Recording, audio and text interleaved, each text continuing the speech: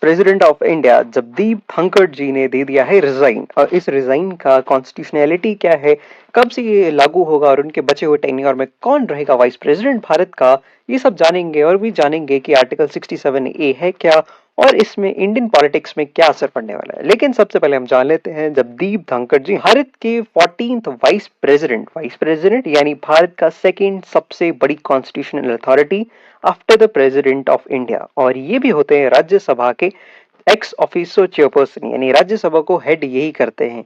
और इम्पोर्टेंटली इस समय जो संसद का मॉनसून सत्र भी चल रहा है। तो जगदीप धनखड़ जी 11 अगस्त 2022 को बने थे भारत के वाइस प्रेसिडेंट। उससे पहले ये वेस्ट बंगाल के गवर्नर रह चुके हैं साल 2019 से लेकर 2022 तक।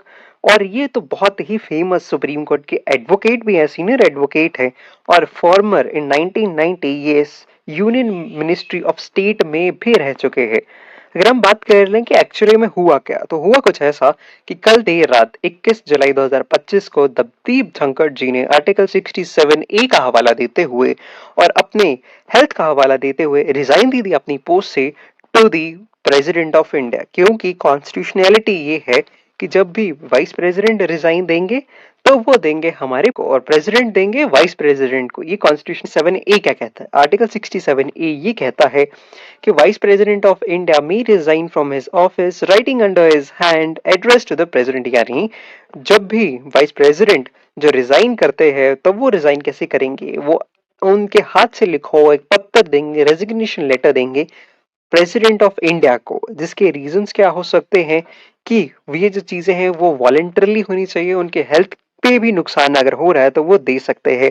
और मोस्ट इंपॉर्टेंटली जब से वो देंगे तब से ये रेजिग्नेशन मान लिया जाएगा और उनकी सीट वेकेंट हो जाएगी। अगर आप पूछो कि इससे पहले भी ऐसा हो चुका है तो बिल्कुल ऐसा हो चुका है, लेकिन ये थोड़ा सा अनोखा है। ऐसा हो चुका है जब वीवी गिरी जी ने स्टेप डाउन किया था as the vice president of India और आर वेंकटा रामा जी ने भी रिजाइन किया था इन 1987।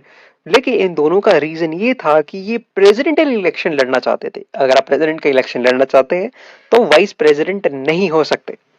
अगर आप पूछोगे अब बताओ इनके बचे हुए टर्म का क्या होगा, क्योंकि 2022 में ये बने और 2025 चल रहा है तो इनका टर्म में बचा है, तो इसका आंसर ये है कि संविधान में इसका कोई इतने प्रावधान नहीं किए गए। संविधान में केवल ये कहा गया है कि विद इन 6 मंथ्स जो है इलेक्शन कमीशन को इनका जो है इलेक्शन करवाना पड़ेगा।